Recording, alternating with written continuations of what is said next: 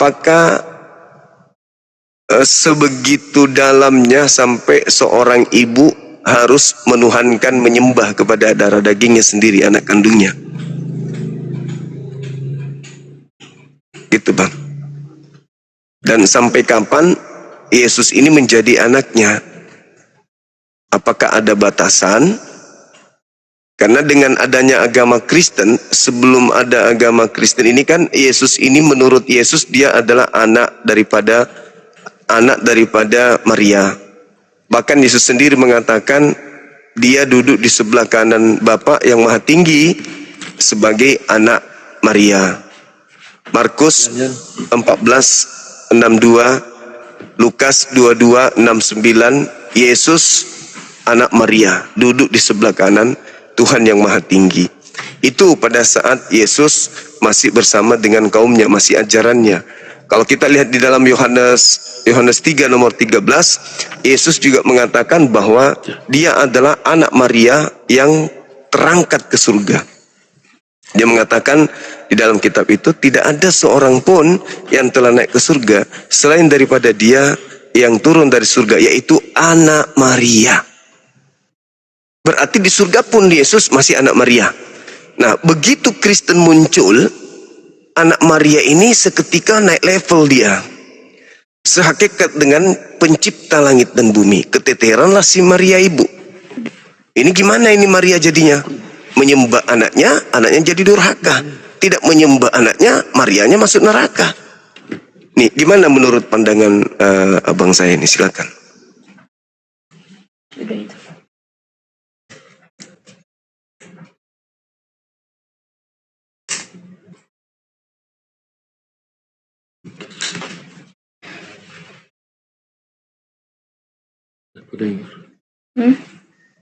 Ada pendengar Bapak?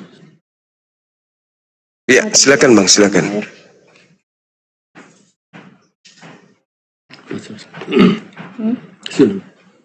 Ada pendengar?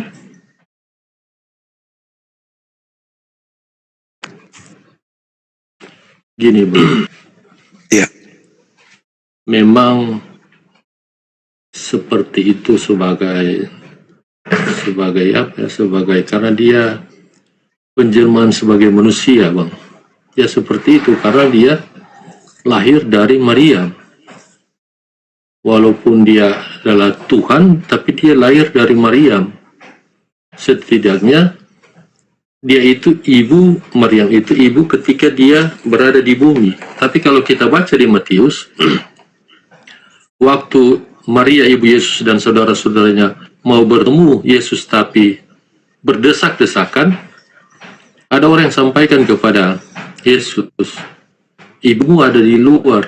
Tapi Yesus mengatakan bahwa ibuku dan saudaraku ialah mereka yang melakukan kehendak Bapakku.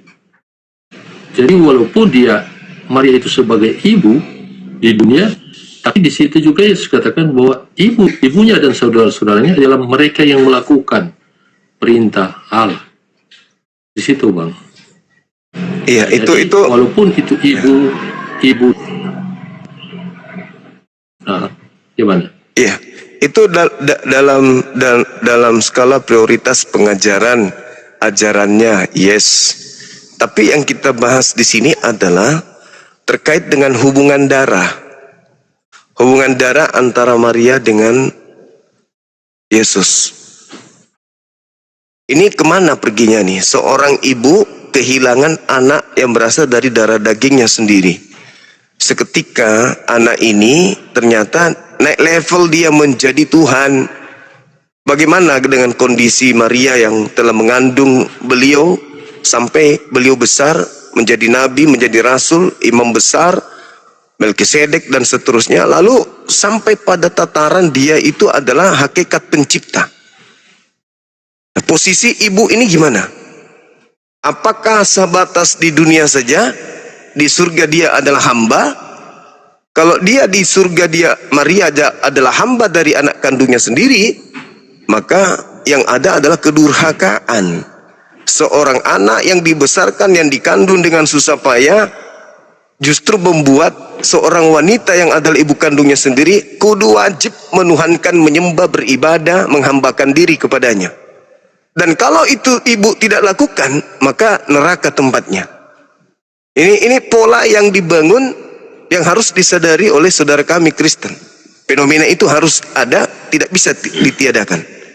Nah itu, bagaimana bisa kami terima itu dalam pandangan kami sebagai seorang Muslim yang menjadi orang yang menjadi sasaran amanat agung. Kami mau dijadikan sebagai pengikut Kristus, tetapi dengan catatan kami harus menerima bahwa Tuhan pernah dilahirkan manusia, dan ibu kandungnya ini juga kudu harus menyembah kepada anak kandungnya itu sendiri. Susah bagi kami untuk terima itu, Bang. Silakan.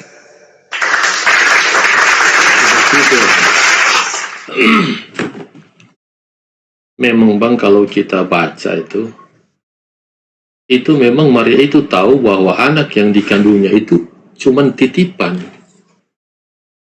Dia itu sadar bahwa anak yang dikandung itu cuma titipan. Jadi dia tidak punya hak penuh di situ. Di umur 12 tahun itu Yesus sudah pernah meninggalkan orang tuanya. Sampai orang tuanya 3 hari mencari dia. Tapi mereka temukan dia di Ka'bah. Sampai Tuhan, waktu itu Yesus sudah berkata kepada orang tuanya, kenapa kamu mau mencari aku? Jadi sebenarnya Maria itu dia sudah tahu bahwa anak itu sebenarnya cuma titipan. Beda dengan kita, Bang. Beda dengan kita. Anak kita, darah daging kita. Kita tahu itu karena produksi biologis sampai kita mendapatkan anak. Tapi Maria itu memang dari sebelum mengandung sudah disampaikan, sudah diingatkan kepada dia bahwa ini anak ini yang dikandungnya ini cuma titipan. Jadi Tuhan memakai dia hanya untuk menitip. Itulah sebabnya ketika dia lahir, dia besar, Maria tahu ini anak ini titipan. Itu, Bang. Ya, memang seluruh kita baca di Alkitab seperti itu. Yang pertama, kita harus menyadari bahwa semua anak manusia itu adalah titipan Tuhan kepada ibunya, kepada ayahnya. Kita ini juga titipan Tuhan melalui ibu kita. Kita adalah milik Tuhan yang dititip kemudian di ibu kita. Begitu seterusnya keturunan Adam itu. Jadi itu tidak dijadikan sebagai dasar pijakan untuk memahami. Yang kedua, tidak ada dalil di Bible kalau Yesus itu hanya titipan, itu nggak ada. Justru kalau Anda membaca di dalam Matius 1, di data nomor 18 dan seterusnya, itu jelas terekam di situ bahwasanya Gabriel datang memberitakan kepada Maria, bakal Maria ini mengandung anak kandungnya sendiri. Anak kandungnya sendiri. Anak manusia. Dan hendaklah engkau menamai dia Yesus. Ya, apa bedanya dengan anak kita? Anak kita juga titipan. Dan sampai kapanpun Yesus tetap anak Maria. Nah, di mana orang Kristen kedudukannya sampai bisa mematahkan argumentasi Tuhan yang datang melalui Gabriel bahwa Yesus adalah anak Maria, Maria adalah ibunya Yesus. Sedangkan Yesus sendiri mengakui dirinya duduk di surga pun dia masih anak Maria. Coba Anda baca di dalam Markus 14:62, Lukas 22:69. Konon Yesus yang berkata, mulai sekarang anak Maria duduk di sebelah kanan Tuhan yang Maha Tinggi. Ayo. Bagaimana dong? Silakan dong. Bang, bedanya kita dengan orang tua kita dengan Maria, bedanya kita anak titipan. Tapi itu tidak ada malaikat yang datang kepada orang tua yang menyampaikan bahwa kita anak titipan. Itu cuma pemikiran yang kita bangun. Tapi sebenarnya kalau beda dengan Maria, ketika Jibril datang kepada Maria, itulah yang disampaikan bahwa ini titipan. Anak ini titipan sebenarnya. Beda dengan orang tua kita. Malaikat tidak datang kepada orang tua kita bahwa saya menitipkan anak kepada kamu. Enggak, beda. Ini cuma pemikiran yang kita bangun, Bang. Jadi beda. Seperti itu. Gini, Bang. Gini, Bang. Bang, begini, Bang. Bagaimana kalau kita ganti-ganti bertanya, Bang? Abang bertanya kepada saya jawab. Tapi saya juga bertanya kepada abang, abang jawab. Iya, kan memang itu tujuannya abangku. Makanya kita bahas tema ini. Tapi kita, Itu tapi surah kita Maryam ada ayat soal yang 32. perlu. Itu kan Gimana? pertanyaan yang abang berikan kepada saya. Tapi pertanyaan yang saya berikan kepada abang nanti terserah saya, bang. Bukan dari topik. Oh, boleh. Boleh. Oke, nggak apa-apa, silakan. Oke. Boleh, bang, saya bertanya. Boleh. Tapi ingat, tadi masih menggantung ya. Anda hanya Ya, nggak apa-apa, nanti. Anda hanya berasumsi, Oh, hanya berasumsi doang, tapi tidak bisa kemudian memberikan fakta dalil. Ketika saudara mengatakan titipan, kalau kita kan ada orang tua, malaikat tidak datang. Kenapa malaikat datang kepada Maria? Karena Maria tidak punya suami. Agar Maria tahu bahwa yang dilahirkan itu adalah manusia pilihan yang kelak akan menjadi nabi bagi kaumnya Bani Israel, supaya jangan kaget, supaya jangan heran. Sedangkan saja Gabriel datang, dia masih heran. Bagaimana mungkin aku hamil, sedangkan aku tidak pernah disentuh oleh seorang laki-laki manapun. Malaikat mengatakan, yang maha tinggi menaungi engkau. Kandungan yang ada dalam kandunganmu itu adalah dari Roh Kudus. Dijelaskan di situ. Kamu itu hamil bukan karena zina, tetapi kamu hamil karena Tuhanmu yang menghendaki untuk mengutus seorang nabi bagi kaumnya tanpa ayah sebagai pelajaran bagi kaumnya. Begitu saudaraku. Jadi sampai hari ini Kristen sedunia masih bingung. Kok bisa ada manusia menyembah anak kandungnya sendiri? Kecuali hanya dibungkus dengan ya seperti abang ini. Dia dititipkan, dia hanya menumpang lewat, dia hanya memberikan bahan, cuman itu doang. Tapi akal sehat nggak bisa nerima abangku. Silakan. Pak, sering mangai. bang, Silakan. kita sampai jam berapa ini, bang? Ini lagi 10 jam 3. 10 jam Kita 3. boleh sampai jam berapa? Saya ikut abang aja, cuman nanti 10. iya silakan. Saya cuman asar, saya izin sebentar, habis itu lanjut lagi kalau saya.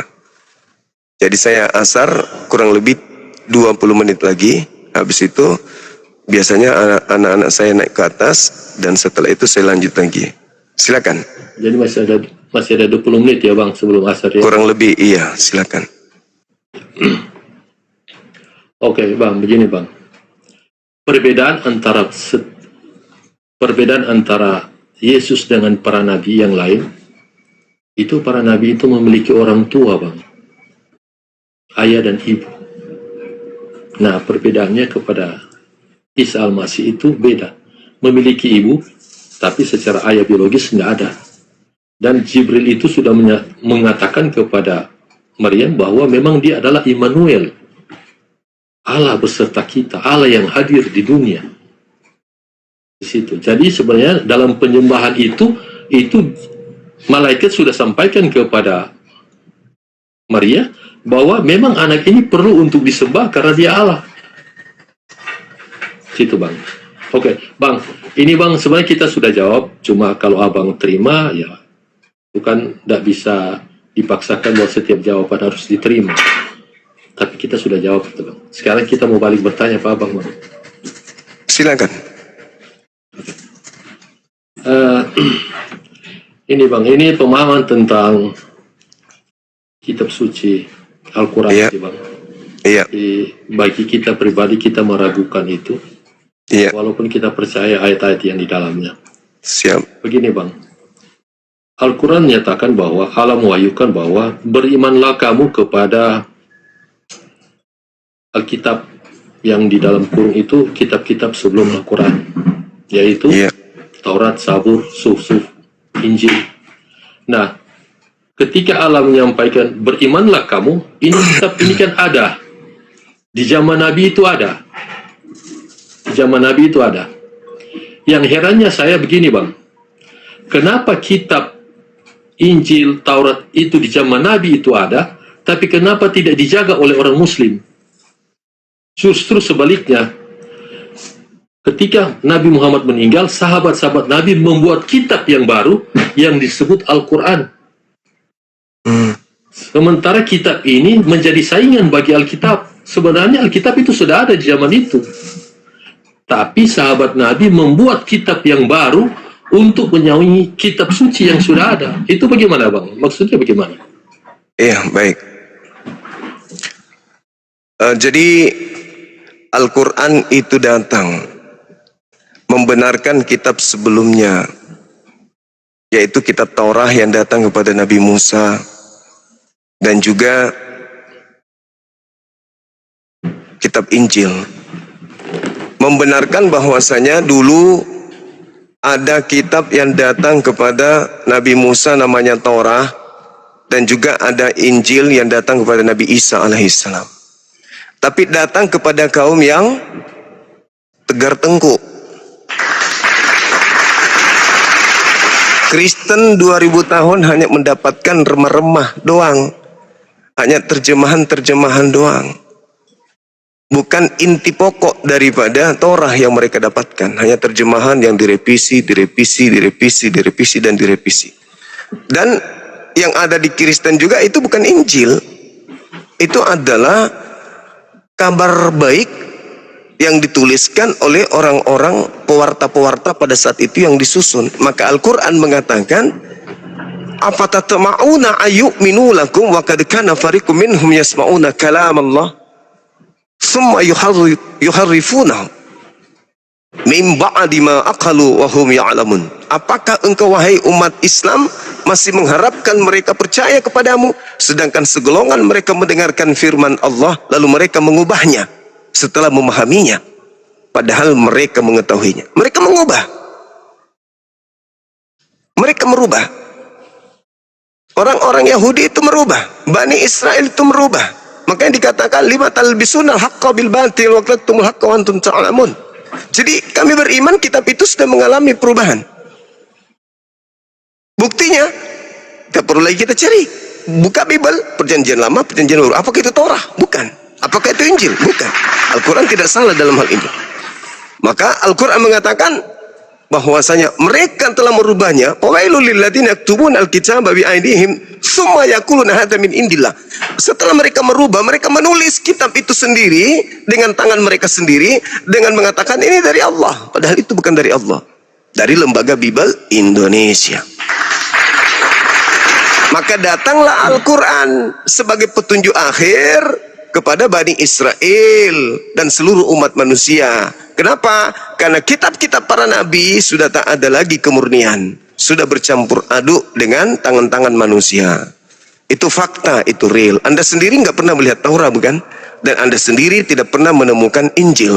Padahal di dalam Kisah Para Rasul 8, Filipus sebagai murid yang mendapatkan legalitas dari Yesus langsung, itu mengajarkan Injil Yesus.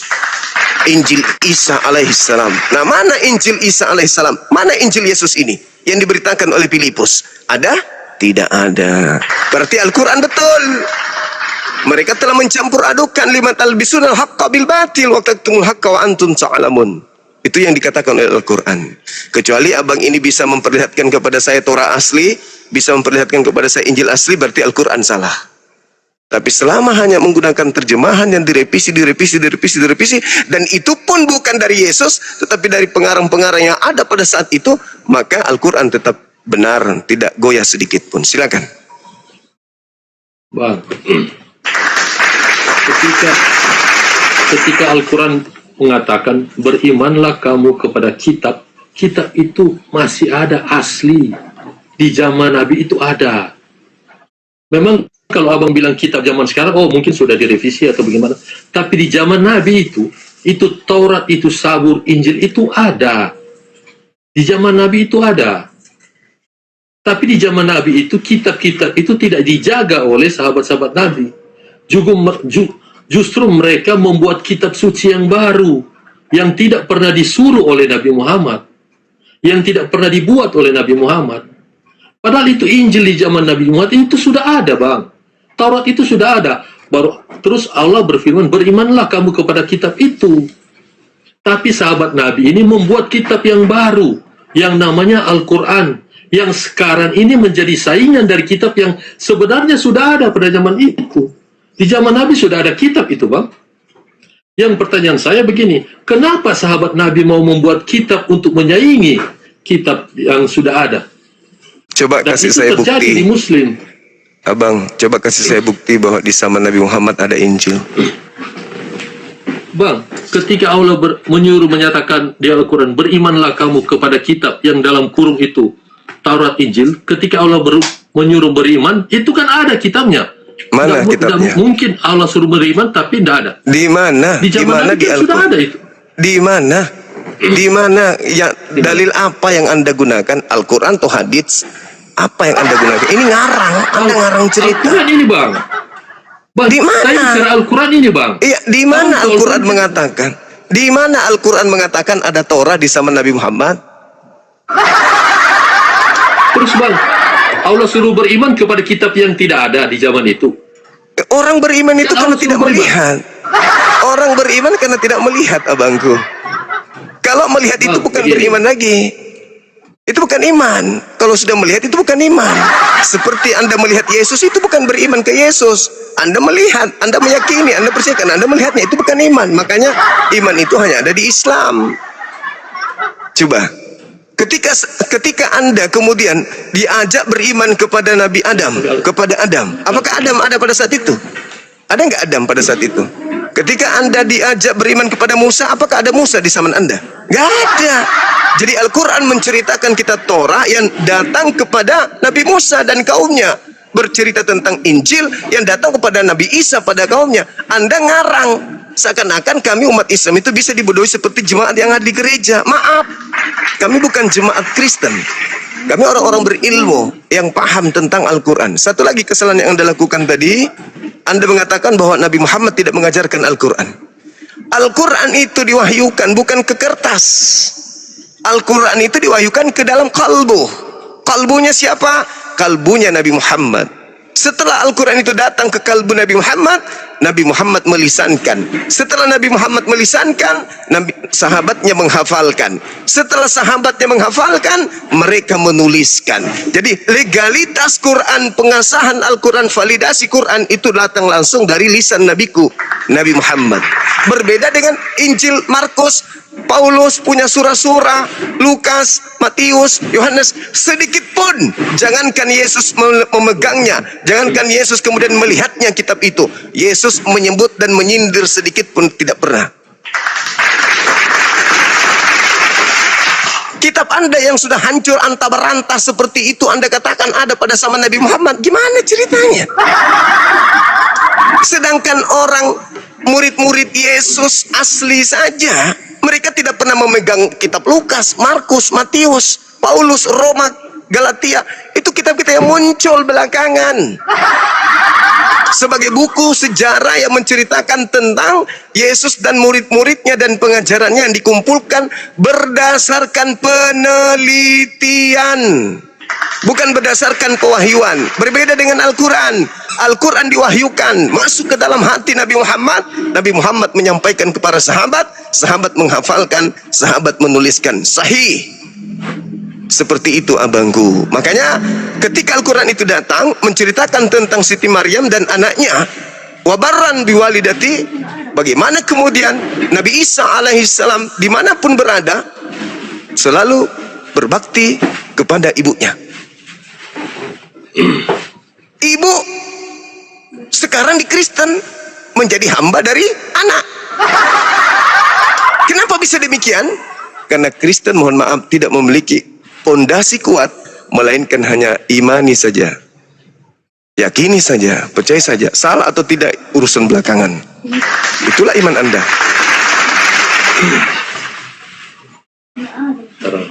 Sudah, Bang? Sudah. Bang, Abang mengatakan bahwa iman itu kepada hal yang tidak ada. Kalau begitu Abang tidak beriman kepada Al-Quran. Karena Al-Quran itu ada. Kelihatan. Terus? Seperti itu. Kalau Abang beriman, Abang katakan bahwa iman itu kepada yang tidak kelihatan, bagaimana dengan Al-Quran yang kelihatan? Oke, saya jawab. Cuma yang saya mau ulangi ini, Bang. Ayat Al-Quran menyatakan bahwa Allah menyuruh beriman kepada kitab. Betul. Belum Al-Quran. Betul. Tapi bukan kitab Anda. Ketika Allah bukan Taurat Anggaplah itu demikian. bukan Taurat itu bukan yang Anda pegang hari ini. Injil itu bukan yang Anda pegang hari ini. Kami tidak disuruh beriman kepada kitab saudara, tetapi kedudukan kitab saudara dalam iman kami dengarkan. Allah Subhanahu wa taala menjelaskan dalam Al-Qur'an seperti ayat yang saya bacakan tadi. Afatatma'una ayyuminu lakum wa qad kana fariqum minhum yasma'una kalam Allah. Itu iman kami. Kami beriman kepada kitab Anda yang sudah bercampur aduk, yang sudah diubah-ubah. Kami beriman sebuah kitab yang tadinya berasal dari Allah, diajarkan oleh Nabi Musa, diajarkan oleh Nabi Isa, kemudian diceritakan terulang oleh orang-orang yang tidak dijelaskan siapa, bahkan orang Kristen pun tak tahu siapa penulisnya. Itulah yang kami imani, bahwa Taurat sudah mengalami perubahan-perubahan, Injil telah mengalami perubahan-perubahan. Makanya Al-Quran mengatakan, fawailul lilladzina yaktubuna al-kitaba biaidihim. Jadi kami beriman bahwa kitab Anda itu adalah buatan karangan manusia. Al-Quran surah Al-Baqarah ayat 79. Itu iman kami.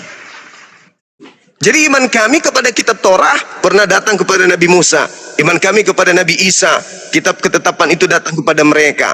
Tetapi di samping itu, kami juga beriman bahwa kitab-kitab mereka sudah mengalami perubahan-perubahan. Itu iman kami.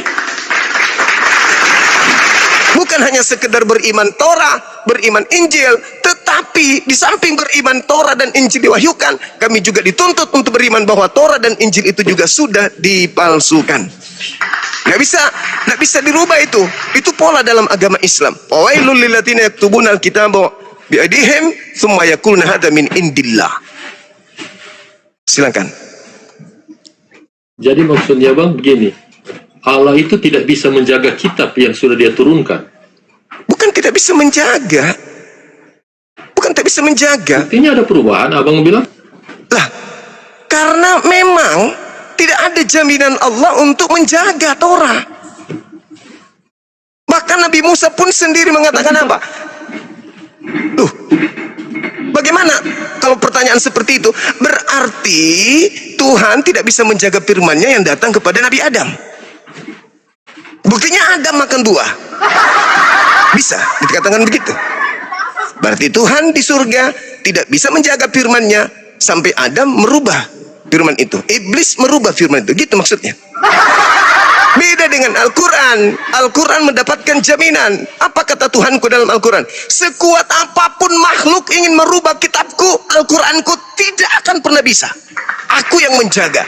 Tapi Tuhan, pencipta langit dan bumi, tidak memberikan jaminan itu kepada Torah dan juga Injil. Kenapa? Karena Tuhan sudah tahu bahwa Torah akan ditinggal, Injil akan ditinggal, dan yang menjadi pondasi akhir itu adalah Al-Quranul Karim. Kenapa bisa demikian? Karena Tuhan memberikan ruang kepada kita untuk membicarakan, mendiskusikan tentang iman kepada kitab-kitab tersebut. Kalau kitab itu masih utuh, kitab itu terjaga, maka tidak ada ruang iman untuk membahas tentang kebenaran. Kita menjadi hampa jadinya.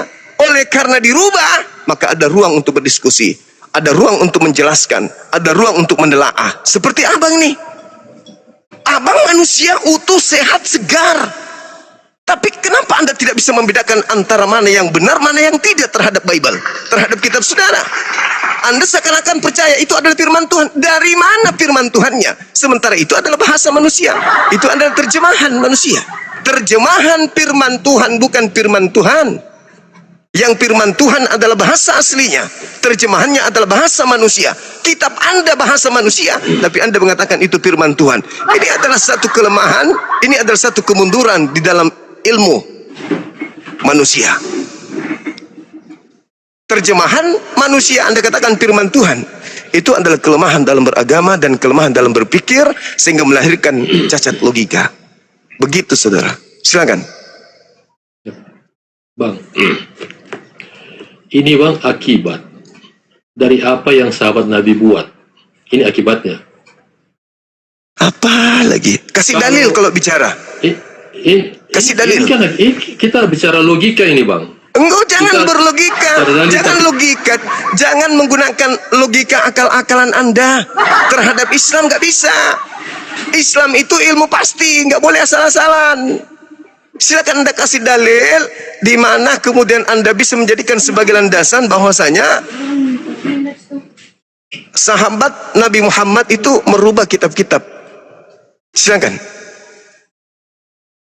Saya tidak mengatakan sahabat merubah kitab. Saya mengatakan bahwa mereka membuat kitab yang baru. Kok membuat Kalau kitab kita yang pakai baru gimana? Sahabat Al-Quran itu, Pak. Al-Quran itu kan Al-Quran itu adalah wahyu dari Allah yang disampaikan oleh Allah melalui Nabi Muhammad. Qul nazzalahu ruhul qudusi min rabbika. Dikatakan bil bayyinati wasbur wa anzalna ilaika dzikr litubayyana linnas. Az-zikr, Al-Quran diwahyukan kepadamu Nabi Muhammad untuk kau sampaikan kepada sahabatmu. Itu dalil An-Nahl ayat 44. Ketika Al-Quran itu sampai kepada sahabat, sahabat menghafalkan. Terus kenapa Anda mengatakan Anda membuat kitab? Bukankah itu Al-Quran memang diperintahkan untuk dihafalkan, untuk diajarkan kepada seluruh manusia? Litubayyana linnas. Ini Lukas ini yang Anda harus pikirkan. Lukas dapat mandat dari mana bikin kitab? Paulus dapat mandat dari mana bikin 13 kitab? Markus, Matius, Yohanes itu kitab-kitab dari mana itu? Yesus pernah mengenal kitab itu, Pak? Tidak pernah. 13 buku Paulus ditambah Ibrani 1, Kisah Para Rasul, kemudian ditambah lagi Petrus 1 Petrus, 2 Petrus, ditambah lagi 4 kitab kanonik, bla bla bla. Itu Yesus tahu nggak kitab-kitab itu? Nggak tahu. Al-Quran, Nabi Muhammad jelas mengatakan apa? Khuzu Al-Quran min arba'ah. Terima Al-Quran dari keempat sahabatku. Legalitasnya ada. Mana legalitasnya kitab Anda dari Yesus? Ada. Dek nara. Gak ada, Bang. Kitab Anda itu kitab siluman. Kitab siluman yang tidak ada kemudian validasi, tidak ada pengesahan dari Yesus. Anda nggak sadar atau memang pura-pura blow on, nggak mau tahu? Sahabat Andre Syukran, Anda menjadikan diri Anda dan anak-anak Anda menyembah Yesus, ibadah minggu, makan babi, Natalan. Anda lakukan semua itu tanpa ada pengesahan dari Yesus. Sehatkah Anda? Habis itu Anda mengatakan Anda sudah punya jaminan. Jaminan apa? Jaminan semua. Oh, Yesus menjamin kami. Pret. Di mana Yesus menjamin Anda? Kitab Anda aja Yesus tidak tahu. Agama Anda Yesus tidak pernah tahu. Hari ibadah Anda Yesus tidak pernah tahu. Lalu keselamatan apa yang Anda inginkan?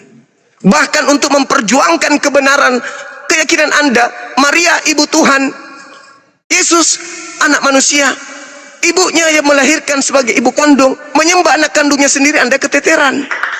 Habis itu Anda bermimpi masuk surga. Masuk akal aja kagak. Gitu loh, Bang. Jadi kalau Anda berbicara tentang Islam, jangan akal-akalan. Islam itu ilmu baku, bukan seperti agama Anda yang asal nempel doang. Perjanjian lama nyuri Tuhannya Yahudi, perjanjian baru nyopet Tuhannya Islam. Meninggalkan cangkang seperti kalomang, padahal yang kalian sembah itu adalah dewa Agnosos Theos, sembahan orang Yunani di Athena. Yang kalian sembah, kalian bungkus dalam nama Isaus Al-Masih atau Isa Al-Masih, padahal cuma nebeng tenar. Dewanya Athena disembah supaya tidak dianggap dewa, disembunyikanlah dewa itu dengan membungkusnya dengan nama Isa Al-Masih. Padahal yang kalian sembah di gereja itu bukan anaknya Maria. Makanya kalian tidak mengakui, oh enggak, itu bukan anak Maria. Anak Maria itu cuma di bumi doang. Setelah itu bukan lagi. Ya memang bukan. Cuman saya minta kejujuran. Yang kalian semua yang bukan anak Maria, tapi dewanya orang Athena. Nama Yesus itu cuma dia pakai saja. Yesus mengatakan kepada kaumnya, waspadalah kepada iblis yang datang kepadamu memakai namaku dan berkata, akulah Kristus. Iblisnya akan menyesatkan banyak orang memakai namaku. Itu dalil. Matius 24 nomor 4, nomor 5, nomor 24. Lukas 21 nomor 8.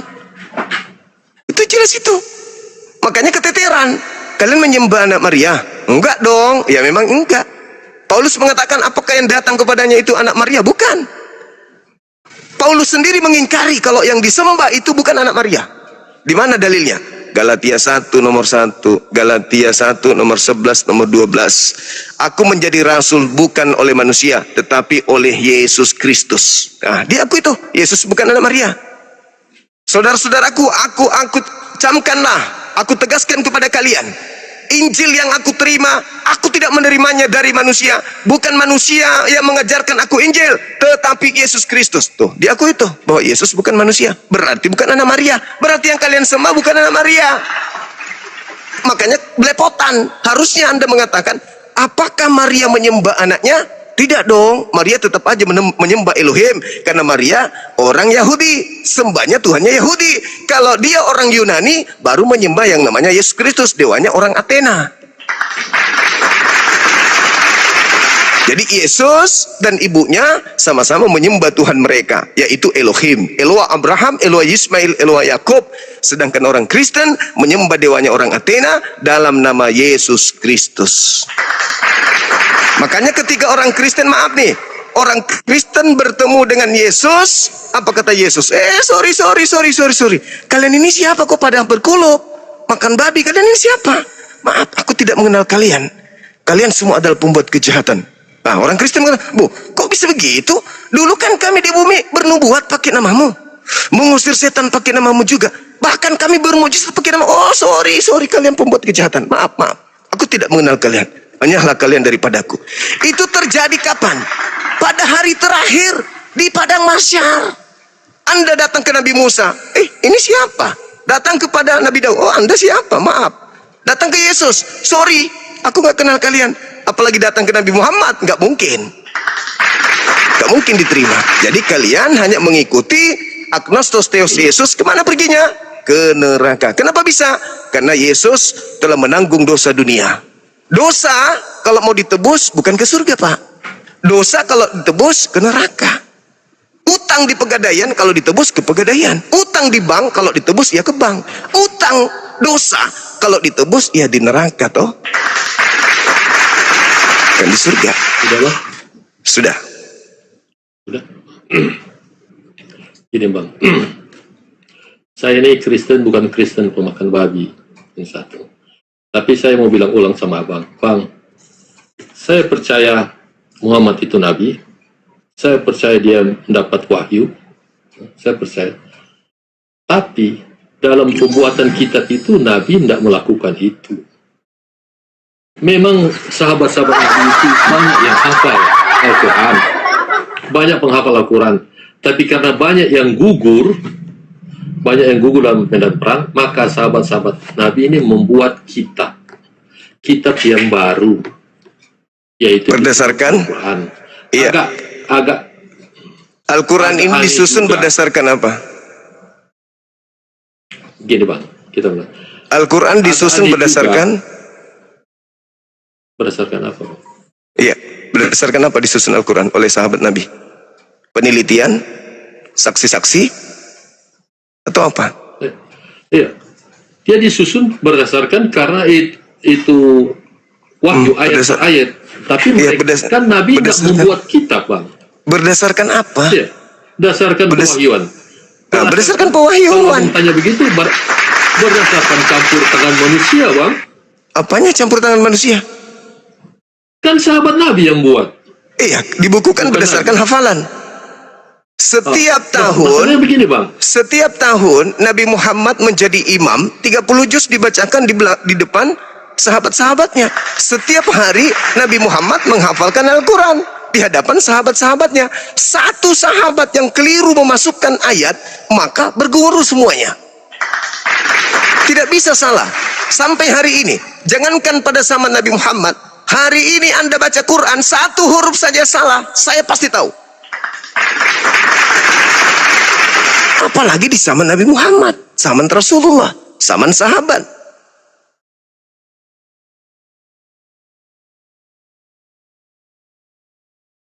Terlalu jauh Anda mikir Nabi Muhammad berbicara, contoh Iqra bismi rabbikal ladzi khalaq khalaqal insana min 'alaq Iqra wa rabbukal akram.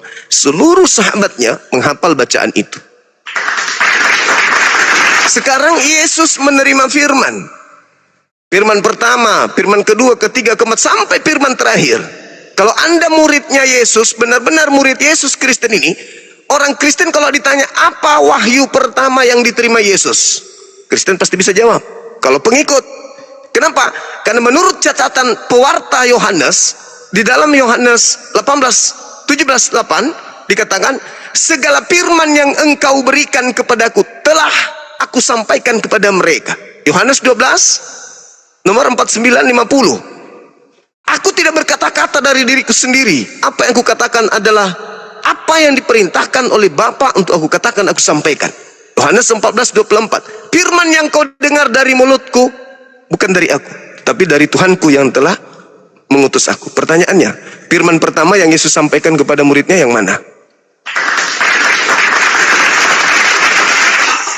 Ada yang hafal? Ada yang hafal firman yang dari Yesus? Enggak ada. Lalu tradisi dari mulut Yesus pindah ke buku Lukas itu tradisi apa? Tradisi jiplak? Bukan.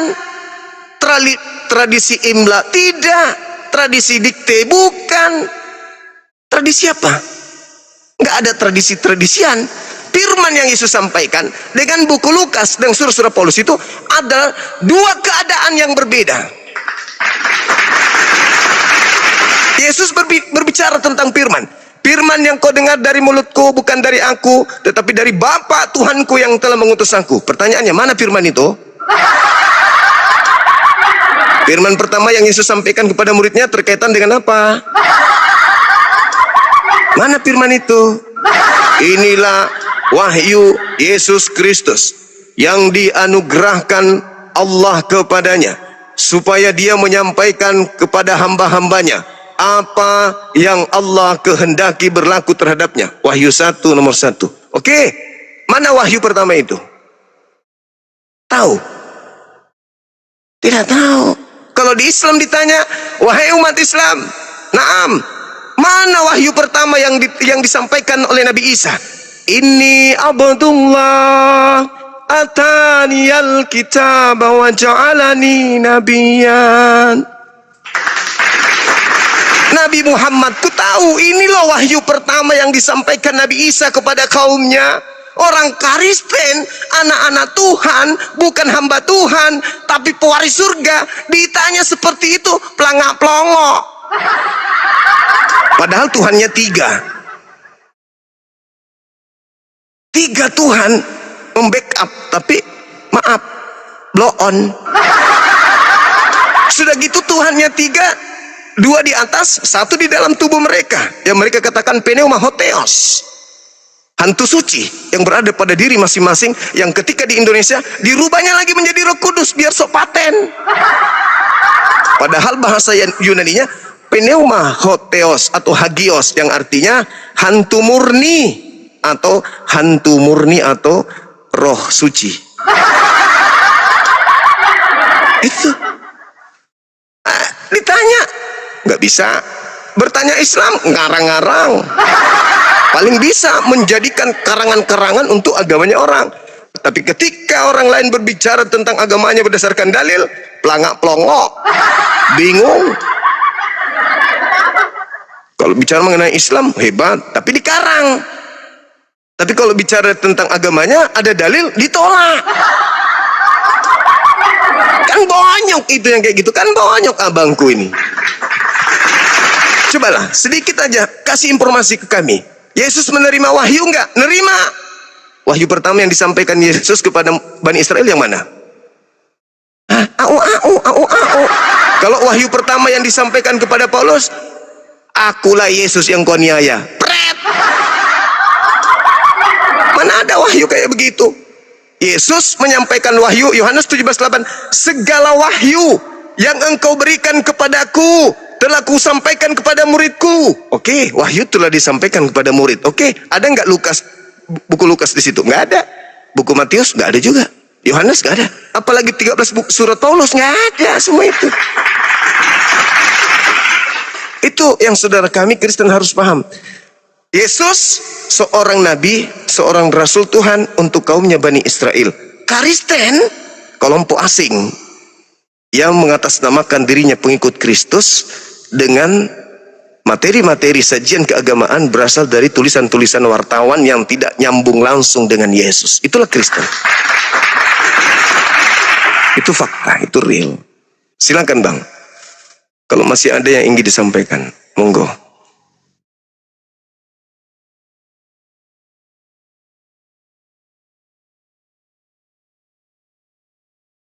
Sendiri. Kalau mau tanya apa wahyu yang diterima oleh Yesus Kristus? Yesus Kristus itu dia mengajarkan berdasarkan Taurat kepada orang. Kepada orang yang kaya dia katakan apa yang ditulis oleh Taurat. Enggak, maksudnya wahyu pertama itu yang mana? Taurat. Yesus mengajarkan Taurat kepada orang-orang, Bang. Itu bilang, ini kitabnya wahyu yang baru. Yahudi. Kalau Wahyu pertama yang diterima Yesus. Ini waktu saya nih Bang. Iya, wahyu pertama. Dijawab dong, jangan asal bicara. Wahyu pertama yang Yesus terima yang mana? Kalau mau cari wahyu pertama, Yesus itu mengajarkan Taurat kalau kita baca. Kalau kita baca apa pengajaran Yesus? Yesus mengajarkan Taurat kepada orang-orang. Karena kitab itu sudah ada. Diajarkan kepada orang-orang tentang Taurat, Bang. Bukan wahyu yang baru. Oh, ini wahyu yang baru yang akan dia berdasarkan Taurat. Oke, berarti perjanjian baru milik Anda itu tidak diajarkan Yesus, kan? Itu perkataan-perkataan Tuhan Yesus, itu kehidupan Tuhan Yesus yang dicatat di dalam perjanjian baru. Itu kehidupan Tuhan Yesus. Tapi sumber pengajaran kalau baca dia mengajarkan Taurat. Taurat, berarti Taurat. Coba kalau baca dia karena kitab itu sudah ada. Iya, berarti Yesus mengajarkan Taurat, kan? Dengan Muslim. Ya. Bang, ini saya ini, Bang. Iya, saya bertanya, berarti Yesus mengajarkan Taurat. Oh, sudah, berarti dia nggak mengajarkan surah-surah Paulus, buku Lukas, Markus, Matius, Yohanes, betul? Surat Rasul Paulus di situ menguatkan Taurat karena berhubungan dengan kitab Taurat. Enggak, Yesus dengan... mengajarkan nggak buku-buku itu? Yesus sudah terangkat itu, Bang. Nah, berarti bukan Yesus, sudah selesai. Tulisan. Gini, Bang. Oke, mari kita lihat ya. Abang bilang, wahyu pertama. Kalau dia ada wahyu pertama, berarti ada wahyu kedua, wahyu ketiga. Wahyu pertama adalah satu ayat. Gitu kan, Bang? Iya, apa wahyu pertama dari Yesus? Ayat. Wahyu pertama kita bicara, dari Yesus itu kita apa? bicara ini tentang Al-Quran. Wahyu pertama kan jelas, Iqra bismi rabbikal ladzi khalaq. Wahyu pertama. Yesus wahyu pertamanya apa? Oke. Wahyu kepada Nabi kan seperti itu. Wahyu pertama satu ayat. Wahyu kedua 2 ayat. Begitu kan, Bang? Yesusnya wahyu 3 ayat. Yesus wahyu pertamanya apa? Ini Nabi Muhammad. Ini tentang kepada Nabi. Ya, saya sudah dijawab. Sekarang wahyu pertama Yesus yang mana? Tadi kan saya sudah jawab, Yesus itu mengajarkan Taurat. Taurat itu wahyu untuk Musa. Yang saya tanya, wahyu pertama. Kalau abang baca, memang baca Alkitab, Yesus itu mengajarkan apa yang tertulis dalam Taurat. Dia mengatakan, aku tidak berkata-kata dari diriku sendiri. Apa yang aku katakan adalah apa yang difirmankan. Nah, mana firman pertama yang Yesus terima? Silakan. Kalau Anda muridnya ya. Sudah, Bang. Saya kan udah jawab. Sekarang wahyu pertama mana? Kepada abang. Wahyu pertamanya mana, abangku? Tadi kan saya sudah jawab. Apa itu? Tadi kan saya sudah jawab bahwa Yesus itu mengajarkan Taurat. Mengajarkan Taurat, kan mengajarkan Taurat. Yang saya tanya, wahyu pertama yang diterimanya mana?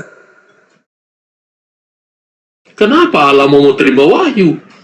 Dia kan Allah. Dia Yesus Tuhan. mengatakan ini sakitnya di situ. Sakitnya tuh di sini. Anak orang jadi Tuhan, ibunya kececeran mencari anak kandungnya. Oh yeah. Oh ya, oh ya, oh yeah. Kalian memasukkan konsep merusak, menajiskan kesucian Yesus sebagai nabi dan rasul dengan selalu dia kan Allah, dia kan Tuhan, dia kan Elo. Itu di gereja aja itu bawa, jangan bawa di depan kami. Muak kami dengarkan yang bahasa-bahasa gitu. Itu nggak cocok bagi orang waras, itu nggak cocok. Ya makanya aku bilang, yang saya tanya abangku, wahyu pertama yang Yesus terima dari Bapa Elom itu yang mana? Kalau Anda muridnya, Anda pasti tahu. Kan saya sudah. Anda bilang Yesus mengajarkan Taurat. Itu bukan wahyu. Taurat itu adalah kitabnya Nabi Musa. Beda dengan wahyu yang Yesus Bukan terima wahyu. sendiri, gitu loh. Bukan wahyu. Itu wahyu kepada Musa. Yang saya tanya wahyu kepada Yesus. Alamak, susah kali bah. Bang, Yesus mengatakan, sebelum Abraham jadi, aku telah ada. Aduh, apa saya itu bahasa beroncong itu bahasa enggak. Abang nggak mengerti. Oke, mari. Aduh. Sulit abang mau mengerti Alkitab. Mari kita bicara. Bukan, saya nggak bisa Ya. dibodohi, Mari. itu yang benar. Begitu Ya. abangku. Saya Mari kita izin bicara ibadah Al-Quran. dulu. Saya mau tanya nih bang. Saya ibadah sebentar. Abang bertahan di sini aja dulu, jangan kemana-mana. Santai abang ya. Saya pola diskusinya memang begitu abang. Saya memang begitu kalau diskusi. Ya, nanti. Iya abang, saya ibadah dulu abang ya. Nanti kita lanjut lagi ya. Oke, ya, siap.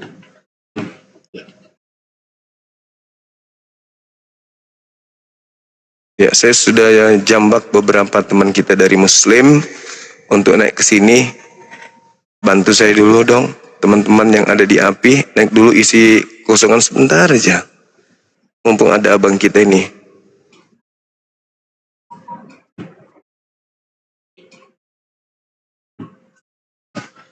Tunggu ya bang, sabar ya bang ya. Abang di Sulawesi juga rupanya ya? Ya, Sulawesi Utara. Oh iya, dekat Saya kita bang. Kristen tapi tidak makan babi bang. Ya alhamdulillah. Makanya Advent, bang. iya. Bagus bang, bagus. Teman-teman kita Advent banyak. Pak Lamsen, Ibu Karyana, siapa lagi? Ranggo-Ranggo.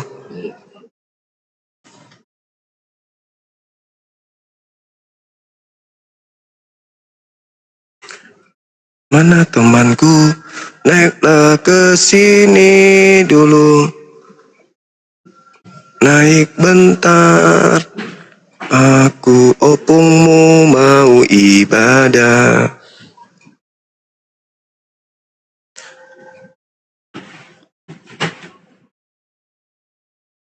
Mereka masih pada sibuk ibadah teman-teman kita ini.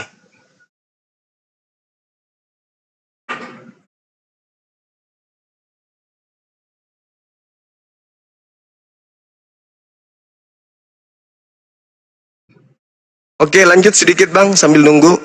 Silakan. Ada yang ingin dipertanyakan, ada yang ingin disampaikan, silakan. Ini bang, tentang pengwahyuan. Wahyu pertama kepada Nabi Muhammad. Iya, Wahyu kedua, wahyu ketiga, dan seterusnya. iya, Jadi dalam pewahyuan ini kan ayat per ayat bang. betul. Bagaimana ayat ini yang diwahyukan, tapi sebenarnya ayat ini sudah menyebutkan Al-Quran, sementara Al-Quran itu belum jadi itu bang. Ini Nah. satu ayat. Pertanyaan yang bagus. Jadi, ketika kita berbicara mengenai Al-Quran, sama kedudukan seperti kitab ketetapan. Kitab itu ketetapan, Quran itu bacaan. Jadi ketika Nabi Muhammad menerima wahyu, misalnya Alif Lam Mim zalikal kitabu la raiba fihi hudan lil muttaqin. Kitab Al-Quran ini tidak ada keraguan di dalamnya, petunjuk bagi orang yang bertakwa. Tapi di situ belum berbentuk kitab. Berarti yang dimaksud di sini adalah ketetapan-ketetapan. Nah, kenapa dikatakan sebagai lembaran-lembaran? Karena kalau Al-Quran itu akan menjadi lembaran-lembaran, maka menjadilah berbentuklah mushaf. Inilah yang disebut kitab, ketetapan, yaitu Al-Quran. Lalu dibukukan, menjadilah kitab. Bedanya dengan Yesus, Yesus juga mengajarkan itu. Tetapi ketika dibukukan, tidak dibukukan berdasarkan dengan penyampaian Yesus langsung, tetapi dibukukan berdasarkan hasil penyelidikan orang per orang. Nah, ini yang tidak dimiliki oleh Injil.